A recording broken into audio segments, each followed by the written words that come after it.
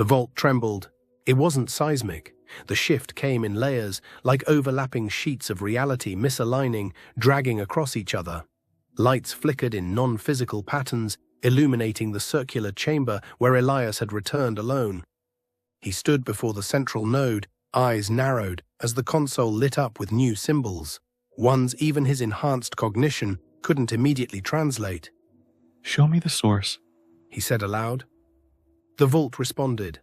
A three-dimensional field bloomed around him, depicting not a map, but a signal. A pulse, low frequency, wide spectrum, radiating outward from Thalassa itself. It had no single origin. The entire planetary lattice was vibrating with the message. One key phrase emerged from the encoded transmission. One more key, and the failsafe awakens. Elias didn't blink. He activated a layered translation grid, feeding in ancient architectic lexicons, precursor root structures, and spiral glyph encoding. The meaning was clear. This wasn't a threat. It was a threshold. Emma scanned the feed from Elias's relay, eyes narrowing. Jace hovered nearby, face drawn. "It's planet-wide," Emma whispered. "The vault network is awake, not partially, fully." Jace was quiet. He could feel it. Pressure in his bones, the weight of a signal too vast to comprehend brushing against his thoughts like a tide against a fractured shore. "There's more. I don't know how, but it's not just reacting to us. It's reacting to something else. Somewhere else." "What do you mean?" He looked out the viewport. It's like echoes. Images that don't belong. A handprint scorched into stone. A girl crying in a place without sunlight. A war being fought with knives and fire instead of fleets and lattice keys.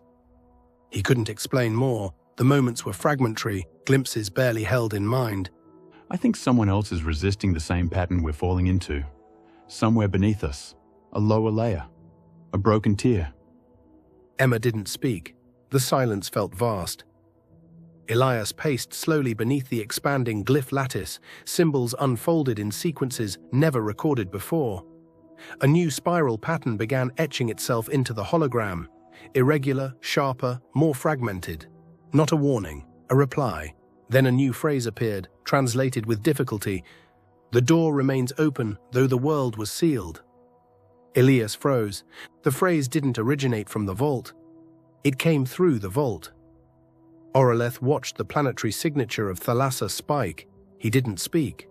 The monitors were saturated with unknown protocol exchanges, half of which couldn't be intercepted even by Varelian systems. An analyst to his left murmured, "We've seen this pattern once before." Auraleth turned. "Where?" The analyst hesitated. Before the fall of the Hesperon Rift lattice, minutes before the spiral event Phase 2 began. Auraleth's eyes darkened.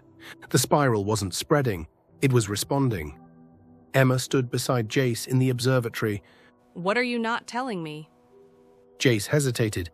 There's a memory I didn't record. Didn't even realize it was a memory. I saw someone, Jamal. I don't know how I know him, but he's real. His world is broken, torn apart.